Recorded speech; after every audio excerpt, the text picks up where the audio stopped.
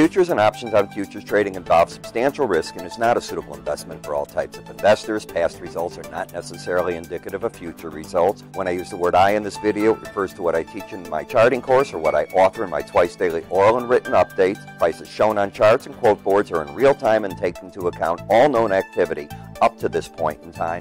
And if you'd like to read more of this disclaimer, simply hit the pause key on your video player. Good morning. Ira Epstein of Lynn & Associates with your Monday morning flash update for April 10th, 2017 at 9:10 a.m. Central Daylight Time. All right, my friends, a bit of an update in the stock market. You know, after the craziness of last week, nothing surprises me. For those of you that watch my financial updates, you've gone back to the 18-day average of closes in a number of these indices, and the question is, can it build on that, or is this just a bounce after that break that we saw?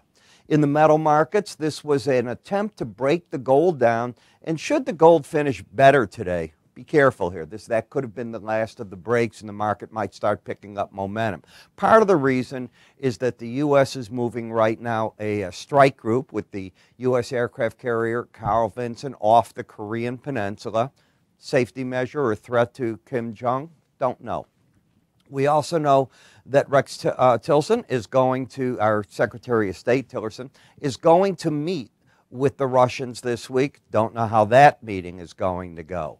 When we look at the dollar, a little bit lower. Okay, keep in the back of your mind also that in stocks you start getting impacted by earnings for the first quarter. They start getting released any day here.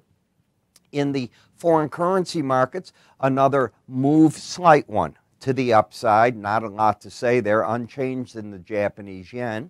As we come to the grain market, a bit of a bounce. We'll be looking to see if any of the seasonals that typically take place about now in the meal and in the soybeans last to the upside, or if they get very muted because of the size of the crop that's about to be planted. Typically, you get a bounce from now into early June. Don't know if that'll last at all. In the wheat market, trying to get a little bit of a bounce as well. Bonds and notes, just holding on. And on the energy market, we do have some pieces of news. Libya reported today that the country's pipeline connecting the, I guess they call it the Shahara oil field to an export terminal has been blocked again by militia members. Kuwait is suggesting that OPEC and non-OPEC compliance in March will be higher than in the previous month. That won't be hard to beat considering Russia didn't meet its compliance numbers and hasn't anywhere near close so far, so we'll see what that does. Interesting also, because the only investment bank that's really trading in oil is Goldman Sachs, and they take a very bearish idea that oil is going to stay in surplus for years to come due to the fast-acting shale producers, whereas you get the other banks in the U.S., they keep writing about the market coming into balance. We'll find out which one's right.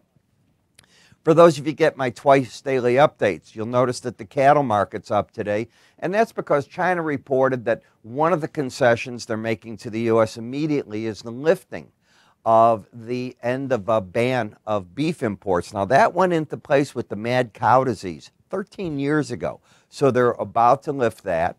They're going to lift the investment ceiling and bilateral investment treaty, which is good news. U.S. companies will be able to get in there. And look for grain imports to potentially pick up as well.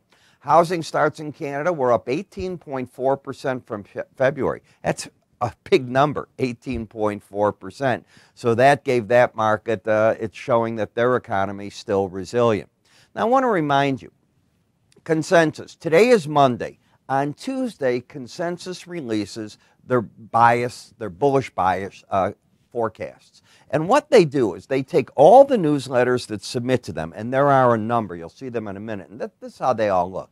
And you can read them. They're right there on their website for you to read. You come into their web, you get a user ID and password from them, and away you go. It's one firm after the other. Yeah, one after the other.